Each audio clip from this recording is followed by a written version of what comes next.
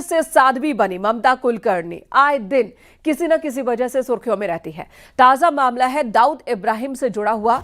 दाऊद को underworld don नहीं मानती ममता, जिसके चलते वो एक बार फिर चर्चा में है। गोरखपुर में एक प्रेस कॉन्फ्रेंस के दौरान ममता कुलकर्णी ने अंडरवर्ल्ड डॉन दाऊद इब्राहिम का नाम लेते हुए कहा कि वो आतंकवादी नहीं है। ममता ने यह भी कहा कि बम ब्लास्ट जैसी किसी भी साजिश में दाऊद का नाम कभी भी नहीं आया। दाऊद को आतंकवादी वो नहीं मानती है। हालांकि ममता ने यह भी कहा कि दाऊद से कभी उनकी मुलाकात नहीं हुई है।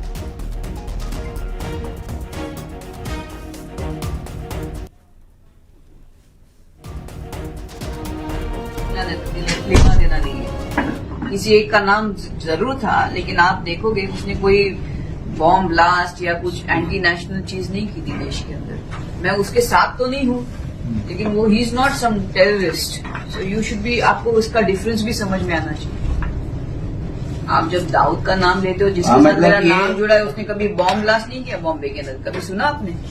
जिसका नाम आप ले रहे हो, दाऊद का कभी नाम था ही नहीं मेरा। कभी दाऊद को मैं जीवन में नहीं मिली हूँ।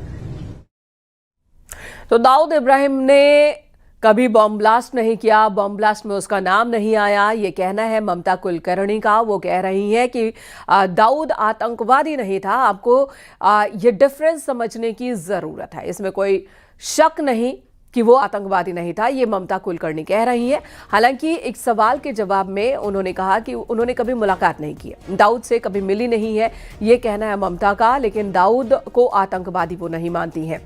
आपको बता दें, अंडरवर्ल्ड डॉन दाऊद इब्राहिम, जो कई मामलों में वांछित है, भारत में कई मामलों में वो फरार चल रहा है।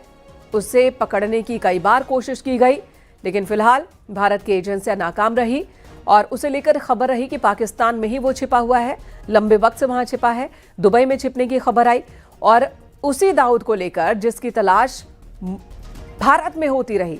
भारत में कई मामलों में वो वांछित है। ममता कह रही हैं कि वो आतंकवादी नहीं।